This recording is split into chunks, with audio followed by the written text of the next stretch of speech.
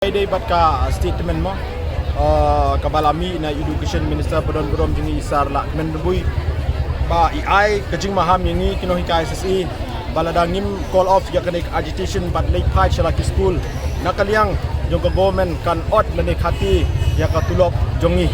kapaar yong ba la kilap kanu ki school ki khang lani kimchim action itu kino hikai kabawan chaka protest nakaliang jong government kan withdraw ya kani ka scheme SSA na gitu di school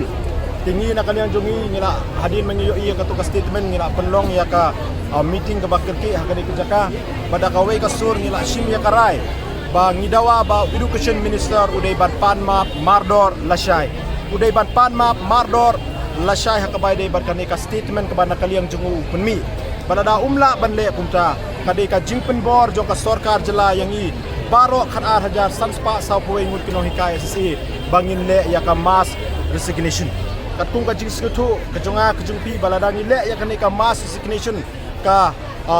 elementary education system hapo ka jela Meghalaya jungi kan collapse balada kalong kumta kajing bakli kadai jong ka state government dai bat ka jingkli kajongpi ma ba kadai ka 90 student funding pattern nga syukwa ban pensyaya education minister kabon ka ba ikren mene isyukren tang hasun claim ki fax pi kan 90 student kadai ka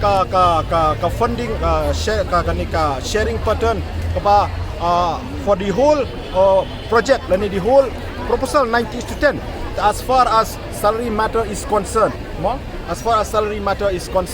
nakaliang jong ka central government kan ajing irap ingi khatsan hajar ki lower primary but RPO hajar yaki offer primary kata kadai ya kadai ka financial year bala dep financial year 2021-22 but ya kata ka baduna mo ha LP kaduna sa 1,000 saupo hayupi pat kaduna sa 1,000 spa kandai bolai kadai ka responsibility jong ka state boren ka ban pinbiang ya kami ka pisa ka baduna pembangong menne nakaliang jong ka state government ka syubat sa beya ita ipisa sispa sa crore pi kani ka sispa sa crore kadai ka pisa ka ba ka badai ka capping norms ka ba kadai ka state government kadai ban pendap naka state budget henry claim ai kat bawan ka pisa na central government syusiu bai tang ya kata but ai tang ya ka 10% nak ta kadaw ngi kendo jenge hadukat ne mo dinalor nang ta uang ba ka nakaliang jong ka central government kampat palay ya kata pisa mo naman ta kani ka current financial year kacingkeli ka bangi gingibo yo education minister balay ba umnot bo jingkeli ya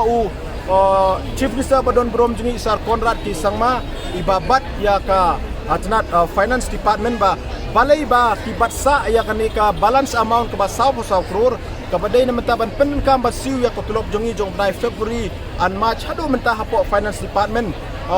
balay baki claim pelai siapo education department dala u concern sisya ya kejinga jongi kino hikai kelisi sar rembui ba balay paka finance department ka claim pelai ya kene kapisa